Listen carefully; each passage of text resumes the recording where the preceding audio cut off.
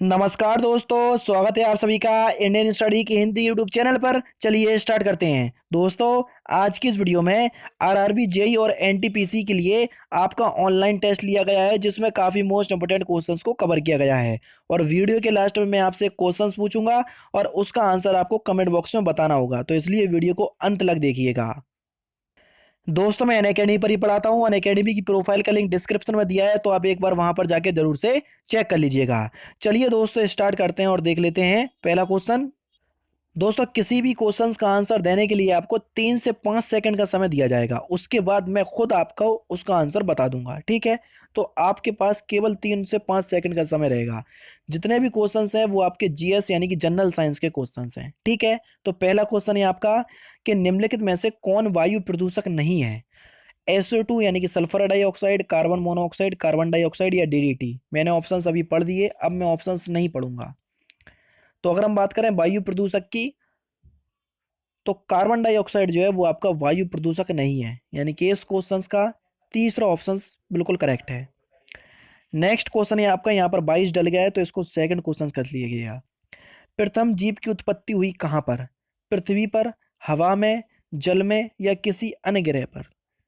तो बता दीजिए कि इस क्वेश्चन का आंसर क्या होगा। सिंपल क्वेश्चन है कि प्रथम जीव की उत्पत्ति कहाँ पर हुई। तो प्रथम जीव की उत्पत्ति उत्पत्ति आपकी जल में हुई, यानी कि इस क्वेश्चन का तीसरा ऑप्शन आपका बिल्कुल करेक्ट है। प्रथम जीव की उत्पत्ति कहाँ पर हुई, जल में। नेक्स्ट क्वेश्चन है आपका कि जीव की उत्पत्ति जीव से होती है, इस कथन का सत्यापन किसने किया, ये हमको बताना है। जल्दी से बता दीजिए कि इसका सही सही आंसर क्या होगा। जीव की उत्पत्ति जीव से होती है, इस कथन का सही आंसर क्या है।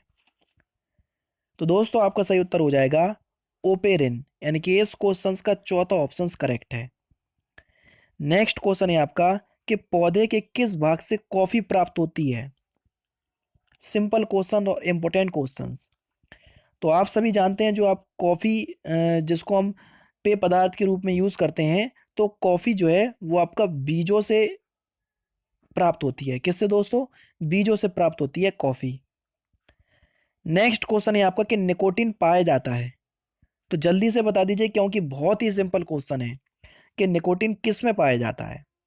तो अधिकतर बच्चों ने आपका आंसर भी दे दिया होगा। तो निकोटीन जो है वो आपका तंबाकू में पाया जाता है, यानी कि दूसरा ऑप्शन आपका बिल्कुल करेक्ट है।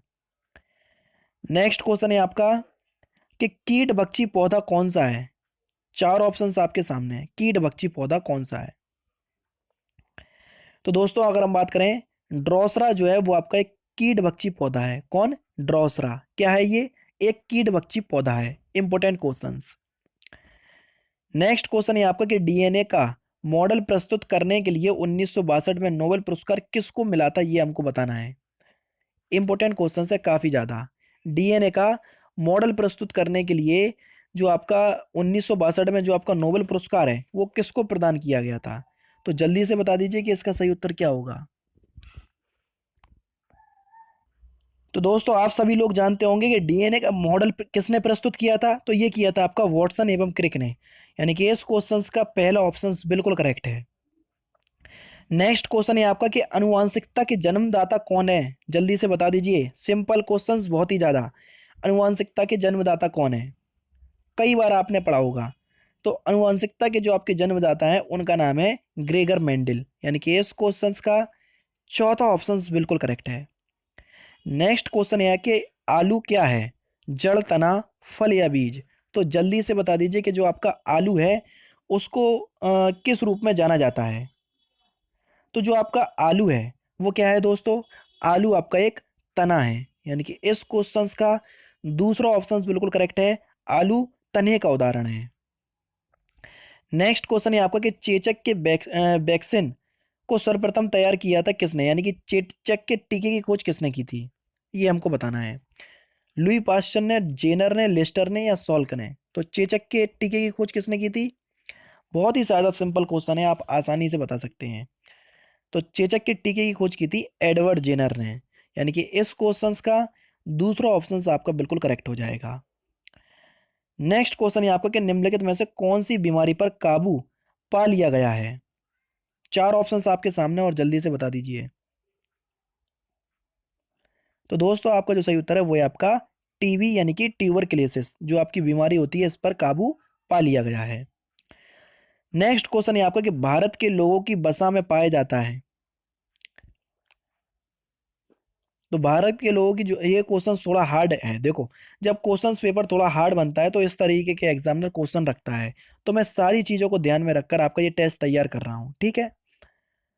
तो भारत के लोगों की वसा में क्या पाया जाता है, तो ये पाया जाता है आपका 1 से 30 ppm DDT, यानी कि इस क्वेश्चन का दूसरा ऑप्शन बिल्कुल करेक्ट है।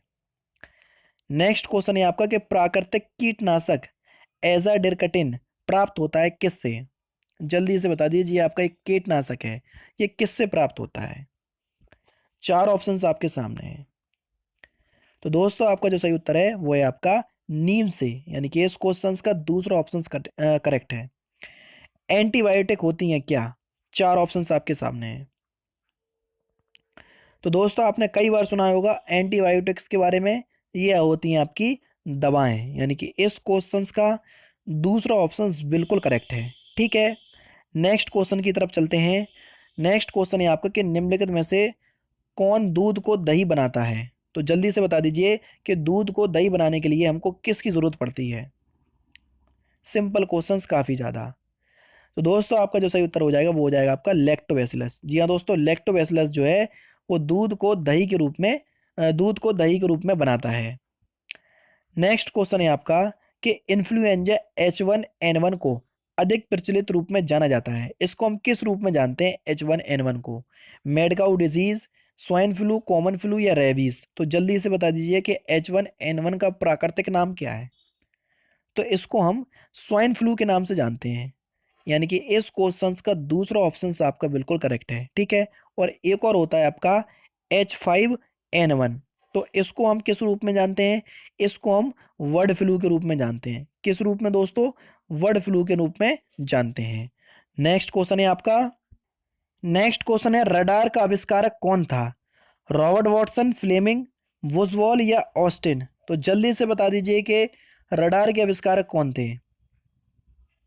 तो रडार के जो आपके आविष्कारक थे वो थे आपके रॉबर्ट वॉटसन। कभी कभी एग्जाम में ये भी पूछ लिया जाता है कि रडार का यूज किस लिए किया जाता है। तो जो आपके वायुयान है उनकी स्थिति को जानने के लिए रडार का इस्तेमाल किया जाता है। नेक्स्ट क्वेश्चन है आपका कि मनुष्य में एफलाटोक्सिन खाद्य विषाक्त द्वारा सामान्यतः कौन सा अंग प्रभावित होता है। ये एक प्रकार की बीमारी है और इम्पोर्टेंट क्वेश्चंस भी है। हृदय, फेफड़ा, वृक्क या यकृत। तो दोस्तों आपका जो सही उत्तर हो जाएगा वो हो जाएगा आपका यकृत, यानी कि इस क्वेश्चंस का चौथा ऑप्शन करेक्ट है।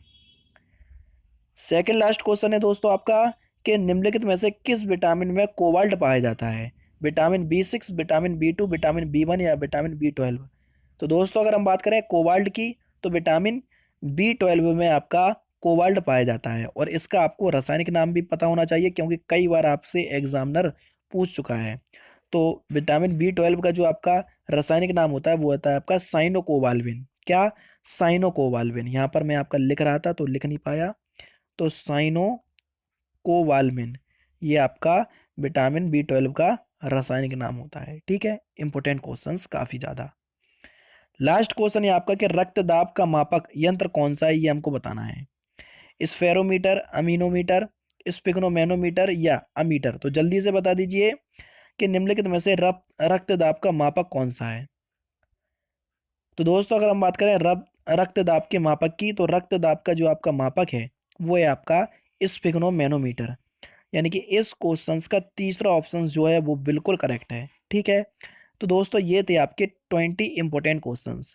मैं धीरे धीरे आपको क्वेश्चंस बढ़ाता जाऊंगा, यानी कि 25, फिर 30 और 50 तक मैं आपका टेस्ट लिया करूंगा। अभी आपके 20 हैं, जैसे ही आपका एग्जाम पास आ जाएगा तो आपके 50 क्वेश्चंस में डेली कवर करा करूंगा, ठीक है। तो दोस्तों ये थे आपके 20 मोस्ट इंपोर्टेंट क्वेश्चंस। तो जितने भी लोगों ने टेस्ट दिया है तो प्लीज़ ईमानदारी के साथ आप बता दीजिएगा कि आपके टेस्ट में कितने नंबर आ रहे हैं, कमेंट बॉक्स में ज़रूर बता के जाइएगा। अब मैं आपसे एक क्वेश्चंस पूछ रहा हूँ और उसका आंसर आपको कमेंट बॉक्स में बताना है। तो आज का जो आपका क्वेश्चन है वो ये रहा दोस्तों आपके सामने। क्वेश्चन है आपका कि चुंबकीय सुई किस तरफ संकेत करती है। पूर्व, पश्चिम, उत्तर या आकाश? तो जल्दी से बता दीजिए कि इस क्वेश्चन का सही उत्तर क्या है। तो कमेंट बॉक्स में आपको इस क्वेश्चन का आंसर बताना है, और साथ ही साथ आपको इस वीडियो को लाइक भी करना है और शेयर भी करना है जितने भी लोग आरआरबी, एनटीपीसी और जेई की तैयारी कर रहे हैं। तो दोस्तों फिलहाल की वीडियो में सिर्फ इतना ही है। अगर आपको वीडियो पसंद आए तो प्लीज़ वीडियो को लाइक कीजिए, शेयर कीजिए और साथ ही साथ मेरे चैनल को सब्सक्राइब करना ना भूलें, क्योंकि मैं रोजाना इसी तरह की वीडियोस आप लोगों के लिए लाता रहता हूँ। नमस्कार दोस्तों, जय हिंद, जय भारत।